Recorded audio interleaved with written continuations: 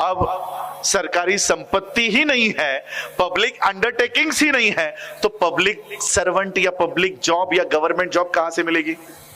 Job पिछले 7 सालों से बंद है। ये बात बाबा साहब ने 1956 के भाषण में कही है। ये बात कही है कि ये दिन भी भारत को देखना पड़ेगा और मेरे लोगों को देखना पड़ेगा। मैं आने वाला हूं क्यों बाबा साहब आपको बौद्ध करके गए। पहले संविधान का सब्जेक्ट क्लोज करता हूं।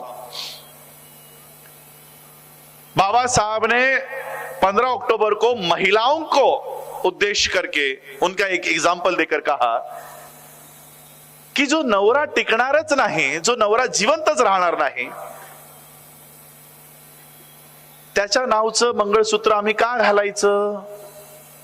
इसका मतलब बाबा साहब उससे पहले कहते हैं कि आरक्षण जास्त काळ या देशात राहणार नाही, आरक्षण या देशात जास्त काळ टिकणार नाही, हे कधी ना कधी या देशातून या भारतातून नष्ट होणार आहे। संस्कृतचं एक वाक्य बाबासाहेब त्याच्यामध्ये म्हणतात, त्याचं मराठीत अनुकरण आहे की चंद्र सूर्य असेपर्यंत आरक्षण मिळणार नहीं। जब चांद और सूरज रहने तक आरक्षण मिलने ही नहीं वाला है, तो उस आरक्षण के लिए हम अपने गले में महार नाम का मंगलसूत्र क्यों पहने, जब वो आरक्षण मिलने ही नहीं वाला है। मैं आज भी उन लोगों का सपोर्ट करता हूं, उनका समर्थन करता हूं जो ये कह रहे हैं कि आरक्षण हम अगर महार नहीं लिखते हैं तो आरक्षण चला जाएगा, इसलिए महार लिखना अनिवार्य है। मैं उनका समर्थन करता हूं, लेकिन मैं उनसे यह भी पूछता हूं कि हमने आज महार लिखा, मेरी नौकरी कहां पर है? उस नौकरी के लिए मैं महार बन गया, मेरे बच्चों को महार बना दिया, आने वाली 7 पीढ़ियों को मैंने महार बना दिया, मेरे लिए नौकरी कहां पर है? जो लोग आपको महार लिखने के लिए, मातंग लिखने के लिए, चमार लिखने के लिए प्रेरित कर रहे हैं, उनसे पहला सवाल करो, मेरी नौकरी और स्कॉलरशिप तू देने वाला है? उसकी लड़ाई के लिए घर में बैठे हुए हैं, आवाज नहीं उठाते। प्राइवेटाइजेशन देश भर में हो रहा है, एक व्यक्ति उसके खिलाफ बात नहीं कर रहा, और ये हमें घर बैठे बैठे लेटर छाप रहे कि महार लिखो, चमार लिखो। वही बाबा साहब कह रहे हैं की जो नवरा टिकणारच नाही, जो नवरा जिवंतच राहणार नाही, त्याच्या नावचं मंगळसूत्र आम्ही का घालायचं? यावरनं लक्षात घ्या की बाबासाहेबांना काय अपेक्षित आहे। 2024 मध्ये स्वतःला महार लिहिणं हे अपेक्षित आहे की नाही आहे?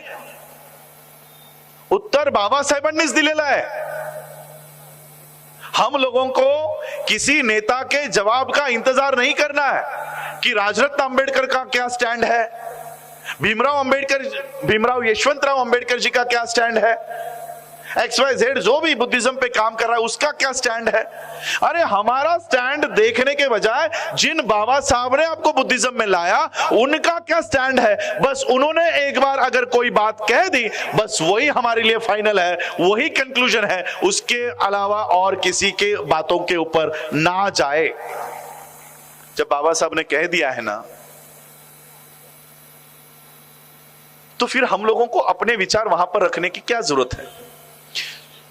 इसके बाद जब बाबा साहब ने बौद्ध धर्म अपनाया, हम लोगों को कहा कि आप लोग इस धम्म में आओ और क्या करो। आज हमारी नौकरियां जा रही है, हमारे स्कॉलरशिप जा रही है। 75 इयर्स इंडिपेंडेंस के, स्वतंत्रता के, आजादी के 75 साल। संविधान 1950 में लागू हुआ, 2024 चल रहा है, संविधान दिन अभी तक आया भी नहीं। 74th एनिवर्सरी हम मना रहे हैं, 75 इयर्स भी कंप्लीट नहीं हुए संविधान को। और ये संविधान लागू होते ही 1950 कोई हमारा कोई IAS नहीं बना, IPS नहीं बना, मैनेजर नहीं बना। ये मिलने के लिए हमें लगभग 10 से 15 साल गुजरे होंगे। 1950 से ही रिजल्ट आना शुरू नहीं हुआ, और 1970s से जब हमारे लोग शासन में, प्रशासन में, एजुकेशन में जाना शुरू हुए तो हार्डली हमारे लिए यह संविधान 60 साल का भी नहीं है। 60 years of constitution, 2500 years, 1250 साल, सॉरी 1250 साल मनुस्मृति के 1250 साल और 60 साल संविधान के। इन 60 साल में ही मनुस्मृति को थरथर कांपने लग गई मनुस्मृति। ऐसा क्या है संविधान में? मुझे समय कितना है बता दीजिएगा, तो फिर मैं उस अनुसार फिर मैं अपना स्पीच लिमिट करूं। ऐसा क्या लिख कर गए हैं बाबा साहब इस संविधान में, जो 1250 साल की इस मनुस्मृति को थरकाप छूट रहा है, पसीने छूट रहे हैं, 18-18 घंटे मोदी जी को काम करना पड़ रहा है। ऐसा क्या देकर गए हैं बाबा साहब इस संविधान में? मैं बाबा साहब की एक कहानी बताना चाहता हूं जो आप लोगों ने टीवी पर सुनी होगी।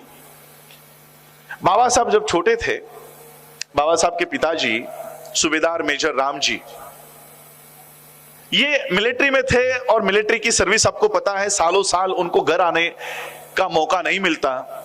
लेकिन जब बाबा साहब थोड़े बड़े हो गए, समझने की उम्र हो गई, तो राम जी बाबा को लगा कि मैं कितने महीनों से अपने घर नहीं गया हूं, अब मेरी पोस्टिंग घर से 150 किलोमीटर 135-150 किलोमीटर दूरी पर है, तो क्यों ना मैं अपने बच्चों को ही यही बुला लूं। मुझे तो घर जाने को मिल नहीं रहा, तो अपने बच्चों को यहां पर बुला लेता हूं। तो बाबा साहब के पिता ने टेलीग्राम किया कि अगर आप लोगों की स्कूल की छुट्टियां लग गई होंगी तो आप लोग मुझे मिलने के लिए आओ, मुझे मिलने के लिए ये ट्रेन, फलाना ट्रेन पकड़ो, इस स्टेशन पे उतरो, मैं किसी ना किसी को तुम्हें लेने के लिए भेज दूंगा, कौन से दिन आ रहे हो वो टेलीग्राम करके बता देना। ये टेलीग्राम बाबा साहब को घर पे मिला। बाबा साहब खुश हो गए, उनके बड़े भाई आनंद राव, दोनों ने तय किया कि हम पिताजी को मिलने जाएंगे, साथ में बहनों के बच्चे। ऐसे ये 4 बच्चे बाबा साहब अंबेडकर जी के पिताजी राम जी बाबा को मिलने का इन्होंने तय किया। बाबा साहब ने टेलीग्राम किया कि हम इस तारीख को निकलेंगे, अब हमें लेने के लिए आ जाओ या किसी को भेज देना। अब ये टेलीग्राम बाबा साहब अंबेडकर जी के पिताजी के कार्यालय में आके जिस व्यक्ति को मिला, उस व्यक्ति ने ये टेलीग्राम बाबा साहब जी के पिताजी को दिया ही नहीं। अब पिता को पता नहीं कि बच्चे कब आ रहे हैं। यहां से बच्चों ने ट्रेन पकड़ ली, जिस स्टेशन पे उतरने के लिए कहा था उस स्टेशन पे उतरे और वो अपने पिता की राह देख रहे कि हमारे पिता आएंगे, हमें लेकर जाएंगे या किसी को भेजेंगे। ट्रेन आकर चली गई, सभी लोग अपने अपने दिशा में चले गए। वो बच्चे 4 बच्चे वैसे ही खड़े अपने पिता की राह देख रहे हैं। स्टेशन मास्टर ने देखा कि ये बच्चे अच्छे घर के लग रहे, अच्छे कपड़े पहने हुए थे, डिसिप्लिन घर में थी। तो स्टेशन मास्टर बच्चों के पास आया, बच्चों को पूछा कि कहां जाना है, तुम लोगों को लेने के लिए कोई आया नहीं?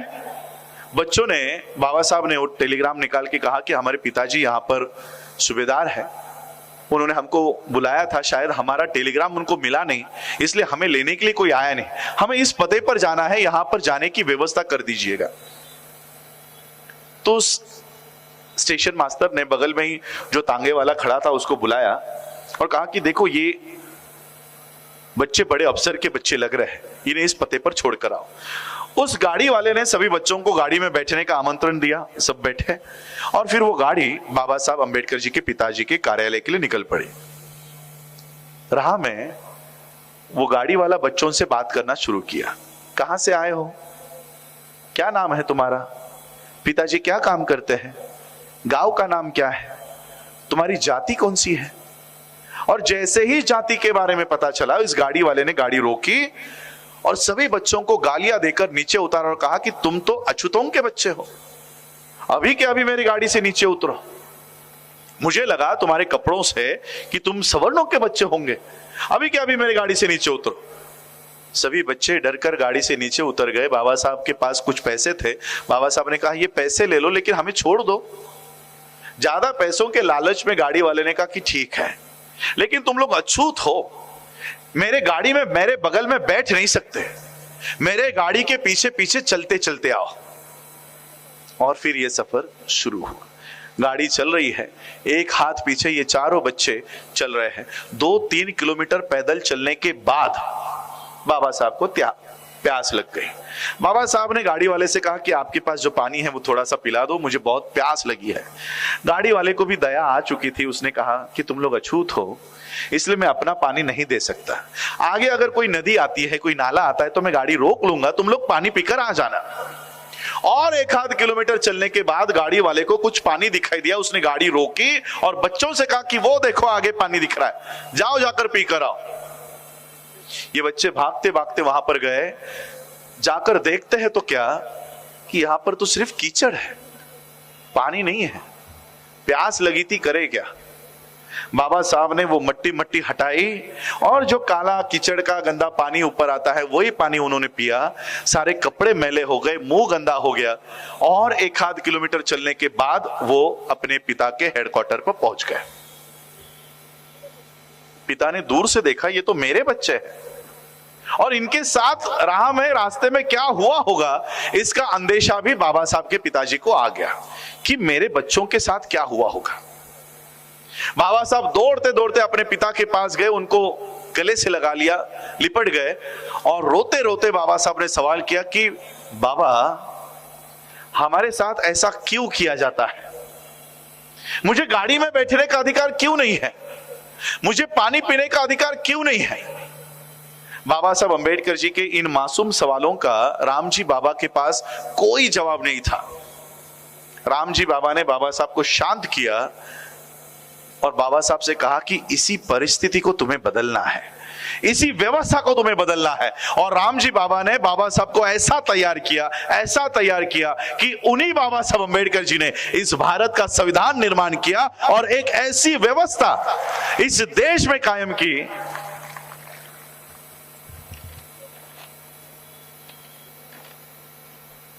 कि जिन बाबा साहब अंबेडकर जी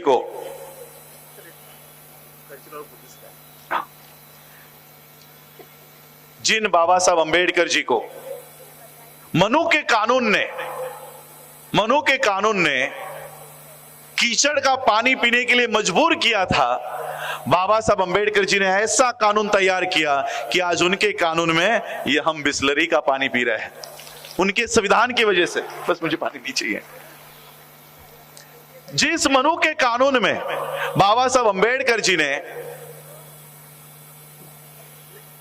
अंबेडकर जी को बैलगाड़ी में भी बैठने का अधिकार नहीं दिया था, आज उसी भारत के संविधान के दायरे में हमारे लोग बैलगाड़ी में नहीं, हवाई जहाज उड़ाने का काम कर रहे हैं। हमारे पायलट्स बन चुके हैं, कैप्टन्स बन चुके हैं और इसी वजह से इनको यह संविधान खटकता है। 1250 साल की मनुस्मृति ये 60 साल के संविधान से थर थर कांपने लग गई है। क्यों? क्योंकि उस मनु के कानून में जिस द्रौपदी का भरी सभा में चीरहरण किया गया, उसी भारत के संविधान ने उसी द्रौपदी को राष्ट्रपति पद पर बिठा दिया। इसीलिए इस देश के संविधान से ये मनु की नाजायज औलादे थर थर कांप रही है, इसीलिए कांप रही है। और इसलिए आज ये संविधान ये खत्म करने की कगार पर आज ये आ चुके हैं और ये बात बाबा साहब को मालूम थी। इसलिए बाबा साहब ने 1954 के बीबीसी के इंटरव्यू में ये कबूल किया कि भारत का लोकतंत्र ज्यादा नहीं चलेगा। फिर पर्याय क्या है, ये भी क्वेश्चन किया है। बाबा साहब कहते हैं कि हमें अल्टरनेट व्यवस्था खड़ी करनी होगी, अल्टरनेट व्यवस्था खड़ी करनी होगी और वो व्यवस्था बाबा साहब खुद स्वयं खड़ी करके खुद चले गए। बाबा साहब को ये पता था कि इस देश में एक दिन ऐसा आएगा जिस संविधान के दायरे में मैं मेरे लोगों को लेकर आया वो संविधान एक दिन खत्म कर देंगे। उस समय मेरे लोग कहाँ जाएंगे? 5 दिसंबर 1956 के रात तक, अपने अंतिम सांसों तक बाबा साहब अपने परिवार के बारे में नहीं सोच रहे थे। जिस तरह से हमारी अनुबाई तेलतुंबड़े ये आई, अपना विल तैयार करके उनकी सारी संपत्ति मुझे देकर गई, बाबा साहब अपने अंतिम समय में अपनी विल तैयार नहीं कर रहे थे। क्या कर रहे थे पता है? 2 महीने पहले जिस बौद्ध धर्म को मैंने भारत में रिवाइव किया है, पुनर्जीवित किया है, मेरे जाने के बाद, मेरे पश्चात मेरे लोग उस बौद्ध धर्म का सही से पालन करें। इसलिए बाबा साहब अंबेडकर बुद्ध और उनका धम्म, द बुद्धा एंड इस धम्मा, ये ग्रंथ पूरा कर रहे थे। क्यों? मेरे जाने के बाद इस धम्म का सही से पालन करना और इस धम्म के माध्यम से इस देश में सुरक्षित रहना। ये बाबा साहब अंतिम समय तक काम कर रहे थे। क्या संदेश देकर गए कि इस देश का संविधान तुम्हारे हक और अधिकार के लिए इस्तेमाल में लाना बंद हो जाए। इस देश का संविधान अगर इस देश में तुम्हारे हक के लिए इस्तेमाल में लाना बंद हो जाए, तब बुद्ध के शरण में चले जाओ। ये बुद्ध पूरे विश्व में खड़ा होकर तुम्हारे लिए हक और अधिकार की लड़ाई लड़ेगा। ये बुद्ध तुम्हें न्याय देगा। इसलिए बाबा साहब हमें बौद्ध धर्म की शरण में लेकर आए। लेकिन आज हमारी आइडेंटिटी महार बौद्ध, चमार बौद्ध, आज ये आइडेंटिटी है। फिर विश्व के सामने बाबा साहब उसी 15 अक्टूबर के स्पीच में कहते हैं कि आता घरातल्या घरात खूप झालं, बहुत हो गया घर में, अब भारत में बहुत हुआ, अब भारत के बाहर जाओ, भारत के बाहर जाओ। बाबा साहब अंबेडकर जी का ये भारत के बाहर जाने का उपदेश कौन फॉलो कर रहा है पता है आपको? कि भारत के बाहर जाओ।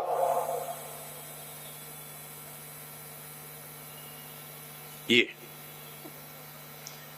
आई एम बुद्धा, मुझे पता नहीं कैमरा में ये दिख रहा है नहीं दिख रहा, आई एम बुद्धा नाम का फाउंडेशन तैयार हुआ है और ये पूरे विश्व में इनके टूर देखो कहां कहां पर है।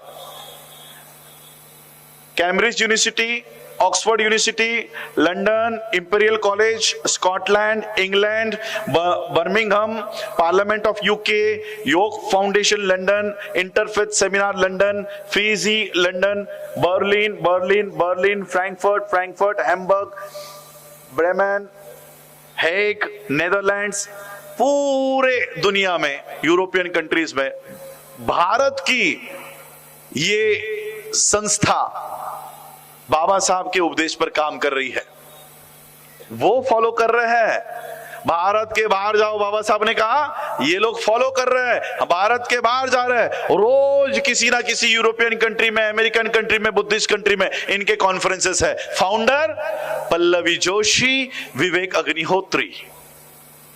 बाबा साहब हमको कह कर गए कि भारत के बाहर जाओ, अपनी आइडेंटिटी वहां बनाओ कि हम भारत के बौद्ध है। भारत के बाहर कौन जा रहा है? और फाउंडेशन का नाम आई एम बौद्ध, मी बौद्ध, मी भारतातला बौद्ध।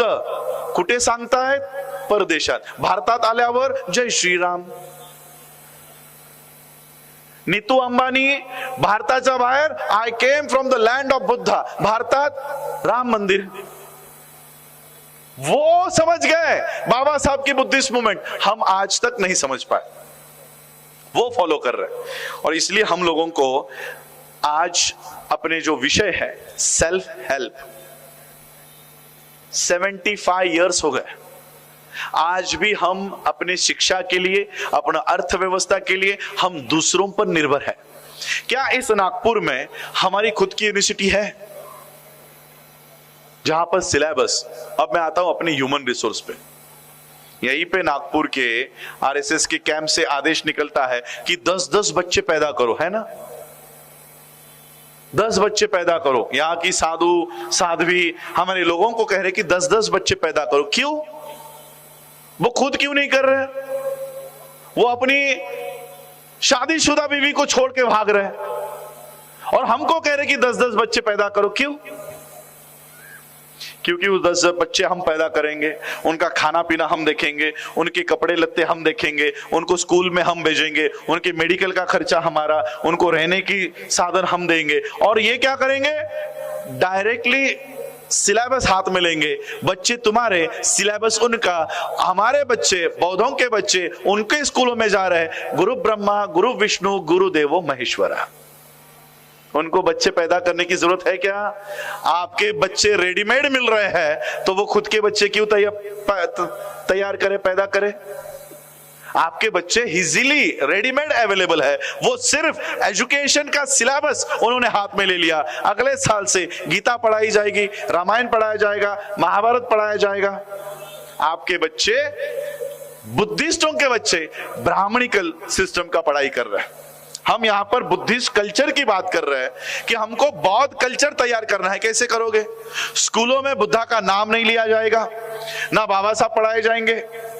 घर में आने के बाद हमारे बच्चे, आप भी सोचोगे अरे स्कूल में 6 घंटा 7 घंटा पढ़ के आया है, थोड़ा टीवी देख ले, तो टीवी ऑन करते ही बाल गणेश, छोटा भीम, छोटा कृष्णा। वहां से भी ब्राह्मणिकल कल्चर तुम्हारे ही बच्चों के दिमाग में घुसाया जाएगा। रिसोर्स हमारा, ह्यूमन रिसोर्स, मानव संसाधन हमारा, पढ़ क्या रहा है? Brahmanical culture. इसका दोषी कौन है? टीवी, स्कूल, सिलेबस या हम? गुजरात का एक आईपीएस ऑफिसर अपने ही शादी में, और शादी भी किससे पता है? एक आईएएस लड़की के साथ। एक आईपीएस एक आईएएस से शादी कर रहा है, लेकिन खुद के ही शादी में वो घोड़ी पर बारात नहीं निकाल सकता। 2023 की बातें कर रहा हूं मैं, 1923 में मत सोचना कि मैं 1923 की बातें कर रहा हूं। 2023 में वो अपने ही शादी में घोड़ी पर नहीं बैठ सकता। उसको अपने ही शादी में घोड़ी पर बैठने के लिए पुलिस फोर्स मंगानी पड़ी, तब जाकर उसकी शादी संपन्न हुई। ये हालात है एक आईपीएस और आईएएस ऑफिसर्स की। चलो ये भी अगर छोटे से है, इस देश का एक्स प्रेसिडेंट ऑफ इंडिया अपने ही बीवी के साथ जगन्नाथपुरी के मंदिर में जाता है, वहां के ब्राह्मण्स उसको धक्के मारकर बाहर निकालते हैं। चलो वो तो एक्स प्रेसिडेंट था, अभी तो वो प्रेसिडेंट था, तभी भी न्याय नहीं मिलवा पाया। आज की जो प्रेसिडेंट है उसे भी मंदिर में आने से रोका गया। आपकी जो नई संसद बन रही थी उसमें भी आने से रोका गया। क्या सोशल जस्टिस इस देश के लोगों को प्राप्त हुआ है? मैं हमारी तुम्हारी बात नहीं कर रहा हूं, मैं देश के लोगों की बात कर रहा हूं। क्या देश के लोगों को सामाजिक न्याय मिल रहा है? सादा मूंछ रखने पर हत्या हो रही है, पानी के घड़े को हाथ लगाने पर हत्या हो रही है। क्या हमने सामाजिक न्याय प्राप्त किया? और सामाजिक न्याय प्राप्त करने की बाबा साहब की योजना क्या है? क्या कह रहे हैं बाबा साहब कि किस तरह से हमें सामाजिक न्याय प्राप्त होगा? एनिहिलेशन ऑफ कास्ट बाबा साहब का कभी निकाल कर पढ़िएगा। इस एनिहिलेशन ऑफ कास्ट में बाबा साहब अंबेडकर सोशल जस्टिस कैसे हासिल की जाती है उसका पूरा ब्यौरा हमारे सामने रखते हैं। बाबा साहब पहले स्टेज पर यही लिखते हैं कि जिस धर्म में ये जाति व्यवस्था है, हमें उस धर्म को त्यागना होगा।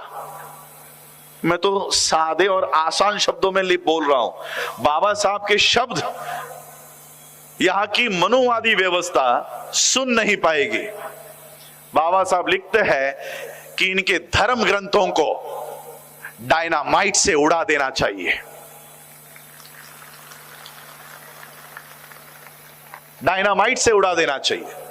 उन धर्मों को त्याग देना चाहिए जो जाति व्यवस्था सिखाती है, जो जाति व्यवस्था, जाति प्रथा को अपना अविभाज्य भाग मानती है। ऐसे धर्मों का त्याग करना चाहिए, 1936 में कह रहे हैं। और इसलिए बाबा साहब ने हमें बौद्ध धर्म के मार्ग पर इसलिए लेकर आए क्योंकि बाबा साहब अंबेडकर सोशल जस्टिस की लड़ाई को इस देश में शुरू करना चाहते थे। समाज, सोशल जस्टिस, सामाजिक न्याय, समाज की व्याख्या क्या है पता है बाबा साहब की? समाज कब तैयार होता है? समाज का पहला अविभाज्य नियम है कि उसमें जात नहीं होनी चाहिए, तब जाकर आप एक समाज के रूप में खड़े हो सकते हो। बाबा साहब को अनेक धर्मों के लोगों ने बाबा साहब को विनती की कि आप हमारा धर्म स्वीकारो, इस्लाम कबूल करो, सिख धर्म अपना लो, क्रिश्चियन धर्म अपना लो। लेकिन बाबा साहब ने सभी धर्मों की पढ़ाई अध्ययन करने के बावजूद भी इनके धर्म नहीं अपनाए। क्यों? क्योंकि अगर सिख बनते हैं तो कोई रविदासी सिख बन जाएगा, कोई मजहबी सिख बन जाएगा। अगर इस्लाम कबूल करते हैं तो कोई पसमानदा बन जाएगा, कोई कुरैशी बन जाएगा, कोई सिया बन जाएगा, कोई सुन्नी बन जाएगा। क्रिश्चियनिटी को कबूल करते हैं तो कोई प्रोटेस्टेंट के लिस्ट में चला जाएगा, कोई कैथोलिक के लिस्ट में चला जाएगा, कोई दलित क्रिश्चियंस की लिस्ट में चला जाएगा। यानी जिस जाति व्यवस्था का पीछा हम छुड़ाना चाहते हैं, उन धर्मों को स्वीकार करने के बावजूद भी अगर हमारी जातियां नहीं मिटने वाली तो मुझे ऐसे धर्म का स्वीकार नहीं करना है। ये सभी धर्म बाबा साहब को पैसे, जमीन, सिखों ने तो बाबा साहब अंबेडकर जी की रॅली, ज्याला तुम्ही मिरवणूक म्हणता, ती सोन्याच्या रथातून काढली होती। सोने के रथ से बाबासाहेब आंबेडकर जी की रॅली निकाली। मुंबईच्या माटुंग्यामध्ये खालसा नावाचं कॉलेज उभं करून दिलं। इतनी संपत्ति, इतनी रिसोर्सेस, इतने साधन बाबा साहब अंबेडकर जी को ये सारे धर्म के लोग दे रहे थे, फिर भी बाबा साहब ने इन धर्म को कबूल नहीं किया। बहुत धर्म से कोई बाबा साहब को फूल देने के लिए भी नहीं आया था कि आप हमारा धर्म स्वीकार करो। फिर भी बाबा साहब ने उस धर्म को इस देश में जीवित करने का निर्णय लिया। जो धर्म इस देश से मिट चुका था उसको रिवाइव करने का बाबा साहब ने। अब सरकारी संपत्ति ही नहीं है, पब्लिक अंडरटेकिंग्स ही नहीं है, तो पब्लिक सर्वेंट या पब्लिक जॉब या गवर्नमेंट जॉब कहां से मिलेगी? जॉब पिछले 7 सालों से बंद है। ये बात बाबा साहब ने 1956 के भाषण में कही है। ये बात कही है कि ये दिन भी भारत को देखना पड़ेगा और मेरे लोगों को देखना पड़ेगा। मैं आने वाला हूं क्यों बाबा साहब आपको बौद्ध करके गए। पहले संविधान का सब्जेक्ट क्लोज करता हूं। बाबा साहब ने 15 अक्टूबर को महिलाओं को उद्देश्य करके उनका एक एग्जाम्पल देकर कहा की जो नवरा टिकणारच नाही, जो नवरा जिवंतच राहणार नाही, त्याच्या नावचं मंगळसूत्र आम्ही का घालायचं? इसका मतलब बाबा साहब उससे पहले कहते हैं कि आरक्षण जास्त काळ या देशात राहणार नाही। आरक्षण या देशात जास्त काळ टिकणार नाही, हे कधी ना कधी या देशातून, या भारतातून नष्ट होणार आहे। संस्कृतचं एक वाक्य बाबासाहेब त्याच्यामध्ये म्हणतात, त्याचं मराठीत अनुकरण आहे की चंद्र सूर्य असेपर्यंत आरक्षण मिळणार नहीं। जब चांद और सूरज रहने तक आरक्षण मिलने ही नहीं वाला है, तो उस आरक्षण के लिए हम अपने गले में महार नाम का मंगलसूत्र क्यों पहने, जब वो आरक्षण मिलने ही नहीं वाला है। मैं आज भी उन लोगों का सपोर्ट करता हूं, उनका समर्थन करता हूं जो ये कह रहे हैं कि आरक्षण हम अगर महार नहीं लिखते हैं तो आरक्षण चला जाएगा, इसलिए महार लिखना अनिवार्य है। मैं उनका समर्थन करता हूं, लेकिन मैं उनसे यह भी पूछता हूं कि हमने आज महार लिखा, मेरी नौकरी कहां पर है? उस नौकरी के लिए मैं महार बन गया, मेरे बच्चों को महार बना दिया, आने वाली 7 पीढ़ियों को मैंने महार बना दिया, मेरे लिए नौकरी कहां पर है?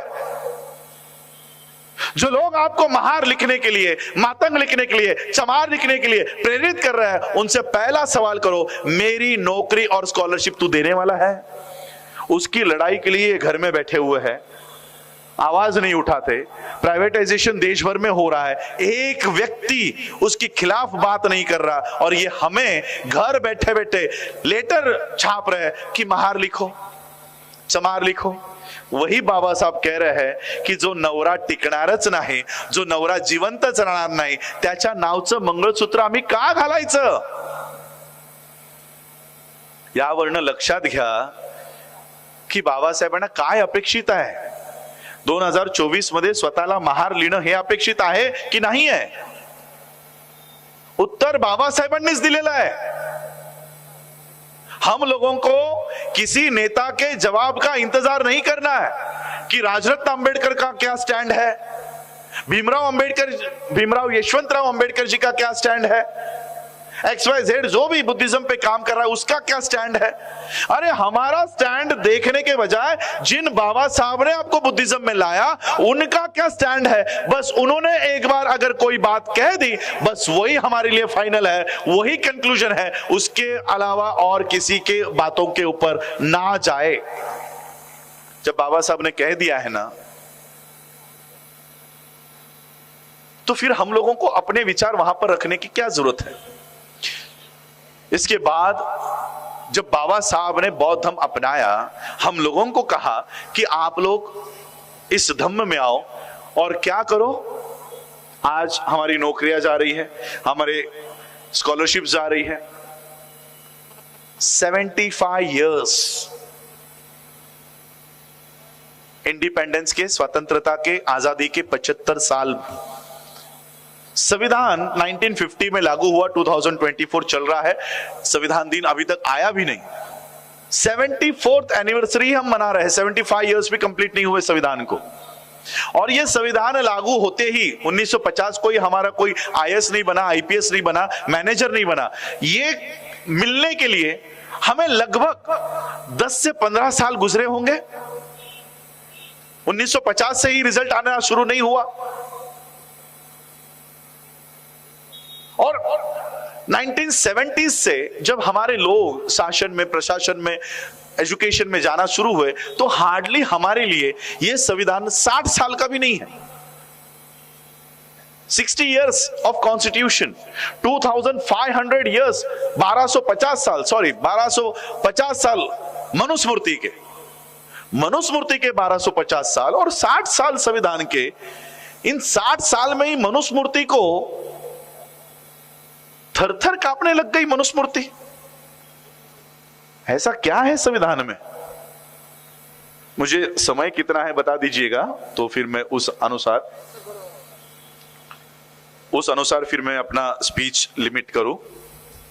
ऐसा क्या लिख कर गए हैं बाबा साहब इस संविधान में, जो 1250 साल की इस मनुस्मृति को थरकाप छूट रहा है, पसीने छूट रहे हैं, 18-18 घंटे मोदी जी को काम करना पड़ रहा है। ऐसा क्या देकर गए हैं बाबा साहब इस संविधान में? मैं बाबा साहब की एक कहानी बताना चाहता हूं जो आप लोगों ने टीवी पर सुनी होगी। बाबा साहब जब छोटे थे, बाबा साहब के पिताजी सूबेदार मेजर राम जी, ये मिलिट्री में थे और मिलिट्री की सर्विस आपको पता है, सालों साल उनको घर आने का मौका नहीं मिलता। लेकिन जब बाबा साहब थोड़े बड़े हो गए, समझने की उम्र हो गई, तो राम जी बाबा को लगा कि मैं कितने महीनों से अपने घर नहीं गया हूं। अब मेरी पोस्टिंग घर से 150 किलोमीटर, 135-150 किलोमीटर दूरी पर है, तो क्यों ना मैं अपने बच्चों को ही यही बुला लूं। मुझे तो घर जाने को मिल नहीं रहा, तो अपने बच्चों को यहां पर बुला लेता हूं। तो बाबा साहब के पिता ने टेलीग्राम किया कि अगर आप लोगों की स्कूल की छुट्टियां लग गई होंगी तो आप लोग मुझे मिलने के लिए आओ। मुझे मिलने के लिए ये ट्रेन, फलाना ट्रेन पकड़ो, इस स्टेशन पे उतरो, मैं किसी ना किसी को तुम्हें लेने के लिए भेज दूंगा। कौन से दिन आ रहे हो वो टेलीग्राम करके बता देना। ये टेलीग्राम बाबा साहब को घर पे मिला। बाबा साहब खुश हो गए, उनके बड़े भाई आनंद राव, दोनों ने तय किया कि हम पिताजी को मिलने जाएंगे, साथ में बहनों के बच्चे। ऐसे ये 4 बच्चे बाबा साहब अंबेडकर जी के पिताजी राम जी बाबा को मिलने का इन्होंने तय किया। बाबा साहब ने टेलीग्राम किया कि हम इस तारीख को निकलेंगे, अब हमें लेने के लिए आ जाओ या किसी को भेज देना। अब ये टेलीग्राम बाबा साहब अंबेडकर जी के पिताजी के कार्यालय में आके जिस व्यक्ति को मिला, उस व्यक्ति ने ये टेलीग्राम बाबा साहब जी के पिताजी को दिया ही नहीं। अब पिता को पता नहीं कि बच्चे कब आ रहे हैं। यहां से बच्चों ने ट्रेन पकड़ ली, जिस स्टेशन पे उतरने के लिए कहा था उस स्टेशन पे उतरे और वो अपने पिता की राह देख रहे कि हमारे पिता आएंगे, हमें लेकर जाएंगे या किसी को भेजेंगे। ट्रेन आकर चली गई, सभी लोग अपने अपने दिशा में चले गए। वो बच्चे, 4 बच्चे वैसे ही खड़े अपने पिता की राह देख रहे हैं। स्टेशन मास्टर ने देखा कि ये बच्चे अच्छे घर के लग रहे, अच्छे कपड़े पहने हुए थे, डिसिप्लिन घर में थी। तो स्टेशन मास्टर बच्चों के पास आया, बच्चों को पूछा कि कहां जाना है, तुम लोगों को लेने के लिए कोई आया नहीं? बच्चों ने, बाबा साहब ने वो टेलीग्राम निकाल के कहा कि हमारे पिताजी यहाँ पर सूबेदार है, उन्होंने हमको बुलाया था, शायद हमारा टेलीग्राम उनको मिला नहीं, इसलिए हमें लेने के लिए कोई आया नहीं। हमें इस पते पर जाना है, यहां पर जाने की व्यवस्था कर दीजिएगा। तो स्टेशन मास्टर ने बगल में ही जो तांगे वाला खड़ा था उसको बुलाया और कहा कि देखो ये बच्चे बड़े अफसर के बच्चे लग रहे हैं, इन्हें इस पते पर छोड़कर आओ। उस गाड़ी वाले ने सभी बच्चों को गाड़ी में बैठने का आमंत्रण दिया, सब बैठे और फिर वो गाड़ी बाबा साहब अंबेडकर जी के पिताजी के कार्यालय के लिए निकल पड़ी। राह में वो गाड़ी वाला बच्चों से बात करना शुरू किया। कहां से आए हो, क्या नाम है तुम्हारा, पिताजी क्या काम करते हैं, गांव का नाम क्या है, तुम्हारी जाति कौन सी है। और जैसे ही जाति के बारे में पता चला, इस गाड़ी वाले ने गाड़ी रोकी और सभी बच्चों को गालियां देकर नीचे उतारा और कहा कि तुम तो अछूतों के बच्चे हो, अभी के अभी मेरी गाड़ी से नीचे उतरो।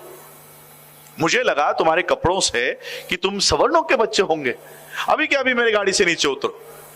सभी बच्चे डरकर गाड़ी से नीचे उतर गए। बाबा साहब के पास कुछ पैसे थे, बाबा साहब ने कहा ये पैसे ले लो लेकिन हमें छोड़ दो। ज्यादा पैसों के लालच में गाड़ी वाले ने कहा कि ठीक है, लेकिन तुम लोग अछूत हो, मेरे गाड़ी में मेरे बगल में बैठ नहीं सकते, मेरे गाड़ी के पीछे पीछे चलते चलते आओ। और फिर ये सफर शुरू हुआ। गाड़ी चल रही है, एक हाथ पीछे ये चारों बच्चे चल रहे हैं। 2-3 किलोमीटर पैदल चलने के बाद बाबा साहब को प्यास लग गई। बाबा साहब ने गाड़ी वाले से कहा कि आपके पास जो पानी है वो थोड़ा सा पिला दो, मुझे बहुत प्यास लगी है। गाड़ी वाले को भी दया आ चुकी थी, उसने कहा कि तुम लोग अछूत हो इसलिए मैं अपना पानी नहीं दे सकता, आगे अगर कोई नदी आती है, कोई नाला आता है तो मैं गाड़ी रोक लूंगा, तुम लोग पानी पीकर आ जाना। और 1-8 किलोमीटर चलने के बाद गाड़ी वाले को कुछ पानी दिखाई दिया, उसने गाड़ी रोकी और बच्चों से कहा कि वो देखो आगे पानी दिख रहा है, जाओ जाकर पीकर आओ। ये बच्चे भागते भागते वहां पर गए, जाकर देखते हैं तो क्या कि यहां पर तो सिर्फ कीचड़ है, पानी नहीं है। प्यास लगी थी, करे क्या। बाबा साहब ने वो मट्टी हटाई और जो काला कीचड़ का गंदा पानी ऊपर आता है वही पानी उन्होंने पिया। सारे कपड़े मैले हो गए, मुंह गंदा हो गया और 1-8 किलोमीटर चलने के बाद वो अपने पिता के हेडक्वार्टर पर पहुंच गए। पिता ने दूर से देखा ये तो मेरे बच्चे हैं और इनके साथ राह में रास्ते में क्या हुआ होगा इसका अंदेशा भी बाबा साहब के पिताजी को आ गया कि मेरे बच्चों के साथ क्या हुआ होगा।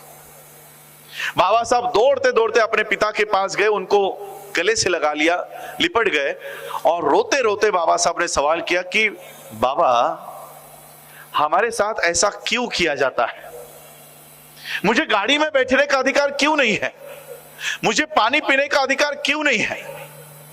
बाबा साहब अंबेडकर जी के इन मासूम सवालों का रामजी बाबा के पास कोई जवाब नहीं था। रामजी बाबा ने बाबा साहब को शांत किया और बाबा साहब से कहा कि इसी परिस्थिति को तुम्हें बदलना है, इसी व्यवस्था को तुम्हें बदलना है। और रामजी बाबा ने बाबा साहब को ऐसा तैयार किया कि उन्हीं बाबा साहब अंबेडकर जी ने इस भारत का संविधान निर्माण किया और एक ऐसी व्यवस्था इस देश में कायम की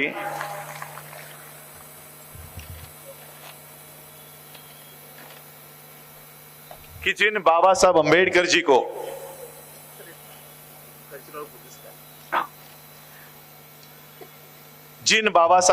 जी को मनु के कानून ने कीचड़ का पानी पीने के लिए मजबूर किया था, बाबा साहब अंबेडकर जी ने ऐसा कानून तैयार किया कि आज उनके कानून में ये हम बिस्लरी का पानी पी रहे हैं, उनके संविधान की वजह से। बस मुझे पानी नहीं चाहिए। जिस मनु के कानून में बाबा साहब अंबेडकर जी को बैलगाड़ी में भी बैठने का अधिकार नहीं दिया था, आज उसी भारत के संविधान के दायरे में हमारे लोग बैलगाड़ी में नहीं हवाई जहाज उड़ाने का काम कर रहे हैं, हमारे पायलट्स बन चुके हैं, कैप्टन्स बन चुके हैं। और इसी वजह से इनको ये संविधान खटकता है। 1250 साल की मनुस्मृति ये 60 साल के संविधान से थर थर कांपने लग गई है। क्यों? क्योंकि उस मनु के कानून में जिस द्रौपदी का भरी सभा में चीरहरण किया गया, उसी भारत के संविधान ने उसी द्रौपदी को राष्ट्रपति पद पर बिठा दिया। इसीलिए इस देश के संविधान से ये मनु की नाजायज औलादे थर थर कांप रही है। इसीलिए कांप रही है। और इसलिए आज ये संविधान ये खत्म करने की कगार पर आज ये आ चुके हैं।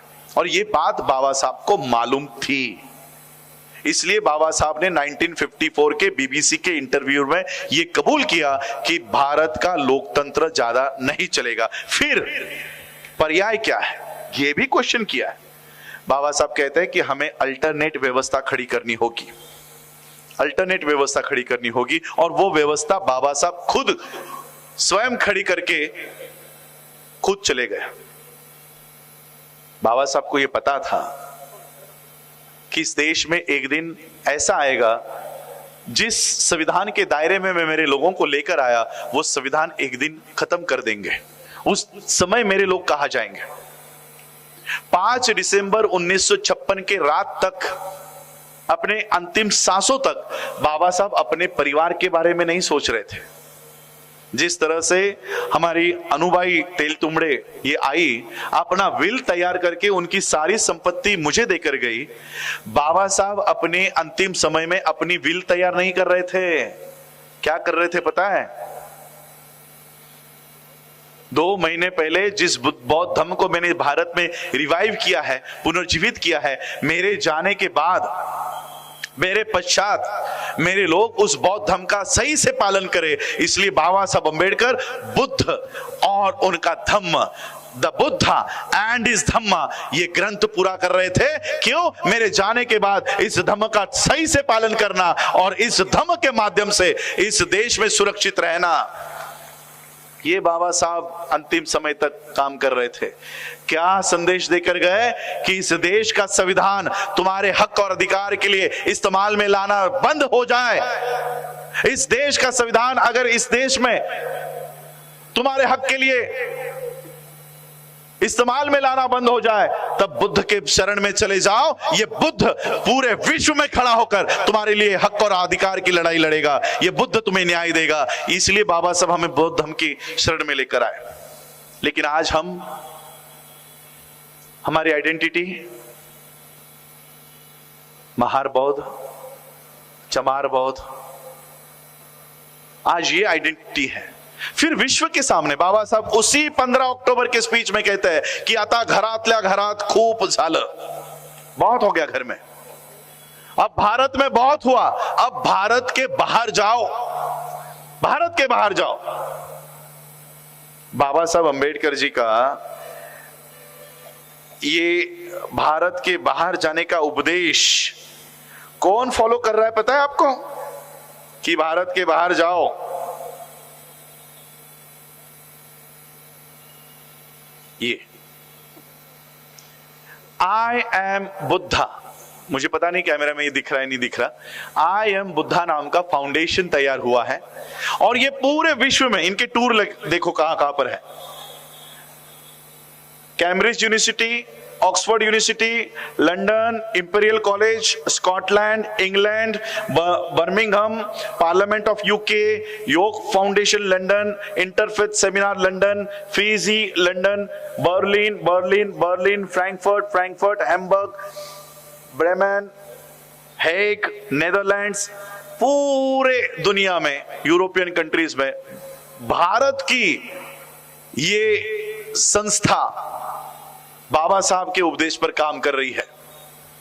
वो फॉलो कर रहे हैं। भारत के बाहर जाओ, बाबा साहब ने कहा, ये लोग फॉलो कर रहे हैं, भारत के बाहर जा रहे हैं। रोज किसी ना किसी यूरोपियन कंट्री में, अमेरिकन कंट्री में, बुद्धिस्ट कंट्री में इनके कॉन्फ्रेंसेस है। फाउंडर पल्लवी जोशी, विवेक अग्निहोत्री। बाबा साहब हमको कह कर गए कि भारत के बाहर जाओ, अपनी आइडेंटिटी वहां बनाओ कि हम भारत के बौद्ध है। भारत के बाहर कौन जा रहा है? और फाउंडेशन का नाम आई एम बौद्ध, मी बौद्ध, मी भारतातला बौद्ध। कुठे सांगतायत? परदेशात. भारतात आल्यावर जय श्रीराम. नीतू अंबानी भारताच्या बाहेर, I came from the land of Buddha. भारतात राम मंदिर. वो समझ गए बाबा साहब की बुद्धिस्ट मूवमेंट, हम आज तक नहीं समझ पाए। वो फॉलो कर रहे हैं। और इसलिए हम लोगों को आज अपने जो विषय है सेल्फ हेल्प, 75 ईयर्स हो गए, आज भी हम अपनी शिक्षा के लिए, अपना अर्थव्यवस्था के लिए हम दूसरों पर निर्भर है। क्या इस नागपुर में हमारी खुद की यूनिवर्सिटी है जहां पर सिलेबस, अब मैं आता हूं अपनी ह्यूमन रिसोर्स पे, यहीं पे नागपुर के आरएसएस के कैंप से आदेश निकलता है कि 10-10 बच्चे पैदा करो, है ना, 10 बच्चे पैदा करो। यहाँ की साधु साध्वी हमारे लोगों को कह रहे कि 10-10 बच्चे पैदा करो। क्यों? वो खुद क्यों नहीं कर रहे? वो अपनी शादीशुदा बीवी को छोड़ के भाग रहे हैं और हमको कह रहे कि 10-10 बच्चे पैदा करो। क्यों? क्योंकि वो 10 बच्चे हम पैदा करेंगे, उनका खाना पीना हम देखेंगे, उनके कपड़े लत्ते हम देखेंगे, उनको स्कूल में हम भेजेंगे, उनके मेडिकल का खर्चा हमारा, उनको रहने की साधन हम देंगे, और ये क्या करेंगे? डायरेक्टली सिलेबस हाथ में लेंगे। बच्चे तुम्हारे, सिलेबस उनका। हमारे बच्चे, बौद्धों के बच्चे उनके स्कूलों में जा रहे, गुरु ब्रह्मा गुरु विष्णु गुरु देवो महेश्वरा। उनको बच्चे पैदा करने की जरूरत है क्या? आपके बच्चे रेडीमेड मिल रहे हैं तो वो खुद के बच्चे क्यों तैयार करे, पैदा करे? आपके बच्चे इजीली रेडीमेड अवेलेबल है, वो सिर्फ एजुकेशन का सिलेबस उन्होंने हाथ में ले लिया। अगले साल से गीता पढ़ाई जाएगी, रामायण पढ़ाया जाएगा, महाभारत पढ़ाया जाएगा। आपके बच्चे, बुद्धिस्टों के बच्चे ब्राह्मणिकल सिस्टम का पढ़ाई कर रहे हैं। हम यहां पर बुद्धिस्ट कल्चर की बात कर रहे हैं कि हमको बौद्ध कल्चर तैयार करना है। कैसे करोगे? स्कूलों में बुद्धा का नाम नहीं लिया जाएगा, ना बाबा साहब पढ़ाए जाएंगे। घर में आने के बाद हमारे बच्चे, आप भी सोचोगे अरे स्कूल में 6 घंटा 7 घंटा पढ़ के आया है, थोड़ा टीवी देख ले, तो टीवी ऑन करते ही बाल गणेश, छोटा भीम, छोटा कृष्णा, वहां से भी ब्राह्मणिकल कल्चर तुम्हारे ही बच्चों के दिमाग में घुसाया जाएगा। रिसोर्स हमारा, ह्यूमन रिसोर्स, मानव संसाधन हमारा पढ़ क्या रहा है? Brahmanical culture. इसका दोषी कौन है? टीवी, स्कूल, सिलेबस या हम? गुजरात का एक आईपीएस ऑफिसर अपनी ही शादी में, और शादी भी किससे पता है? एक आईएएस लड़की के साथ। एक आईपीएस एक आईएएस से शादी कर रहा है, लेकिन खुद के ही शादी में वो घोड़ी पर बारात नहीं निकाल सकता। 2023 की बातें कर रहा हूं मैं, 1923 में मत सोचना कि मैं 1923 की बातें कर रहा हूं। 2023 में वो अपने ही शादी में घोड़ी पर नहीं बैठ सकता। उसको अपने ही शादी में घोड़ी पर बैठने के लिए पुलिस फोर्स मंगानी पड़ी, तब जाकर उसकी शादी संपन्न हुई। ये हालात है एक आईपीएस और आईएएस ऑफिसर्स की। चलो ये भी अगर छोटे से है, इस देश का एक्स प्रेसिडेंट ऑफ इंडिया अपनी ही बीवी के साथ जगन्नाथपुरी के मंदिर में जाता है, वहां के ब्राह्मण्स उसको धक्के मारकर बाहर निकालते हैं। चलो वो तो एक्स प्रेसिडेंट था, अभी तो वो प्रेसिडेंट था, तभी भी न्याय नहीं मिलवा पाया। आज की जो प्रेसिडेंट है उसे भी मंदिर में आने से रोका गया। आपकी जो नई संसद बन रही थी उसमें भी आने से रोका गया। क्या सोशल जस्टिस इस देश के लोगों को प्राप्त हुआ है? मैं हमारी तुम्हारी बात नहीं कर रहा हूं, मैं देश के लोगों की बात कर रहा हूं। क्या देश के लोगों को सामाजिक न्याय मिल रहा है? सारा मूछ रखने पर हत्या हो रही है, पानी के घड़े को हाथ लगाने पर हत्या हो रही है। क्या हमने सामाजिक न्याय प्राप्त किया? और सामाजिक न्याय प्राप्त करने की बाबा साहब की योजना क्या है? क्या कह रहे हैं बाबा साहब कि किस तरह से हमें सामाजिक न्याय प्राप्त होगा? एनिहिलेशन ऑफ कास्ट बाबा साहब का कभी निकाल कर पढ़िएगा। इस एनिहिलेशन ऑफ कास्ट में बाबा साहब अंबेडकर सोशल जस्टिस कैसे हासिल की जाती है उसका पूरा ब्यौरा हमारे सामने रखते हैं।